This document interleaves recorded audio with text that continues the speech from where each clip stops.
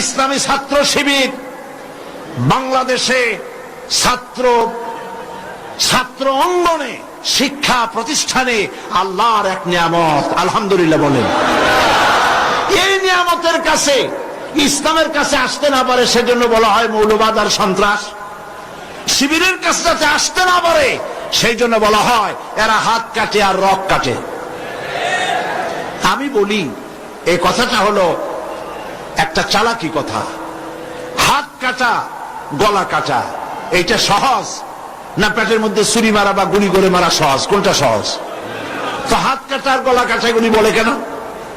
হাত কাটতে কাটা কত বড় মুসিবত, তারে 4-5 জনের ঠেসে ধরা লাগবে। তাছাড়া কেউ কি বলবে যে আসছেন যখন আপনি হাতটা কাটিয়ে দিয়ে যান, এরকম বলবে কেউ? 4-5 জনের ঠেসা ধরবে, মুখের মধ্যে গামছা ভরবে, তারপরে হাত কাটবে বা রক কাটবে, পায়ের রক হাতের রক এভাবে কাটবে। এত ঝুঁকি নিতে যাবে কেন? ছুরিটা, যে ছুরিটা দিয়ে হাতটা কাটবে ওই ছুরিটা পেটের মধ্যে মুখের মধ্যে ঢুকাই দিলেই তো সারলো। এটা বলে কেন? এই সহজ কাজটা করে না, রক কাটে গলা কাটে কেন বলে? এই কথাটা বলে প্যানিক সৃষ্টি করতে চায়।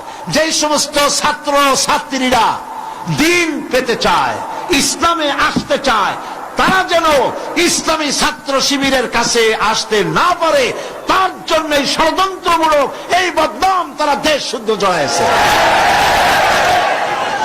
কিছুই করতে পারবে না ইনশাআল্লাহ। এগুলি করে কিছু করতে পারবে না।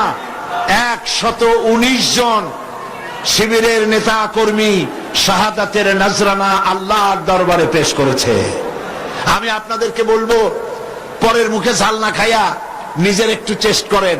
ওরা যেখানে থাকে শিবিরের ছেলেবেলেরা, এরা মাঝে মধ্যে সব্যে দাঁড়ি করে, যায় দেখবেন ঘরের পাশে গিয়া জানলার ফাঁক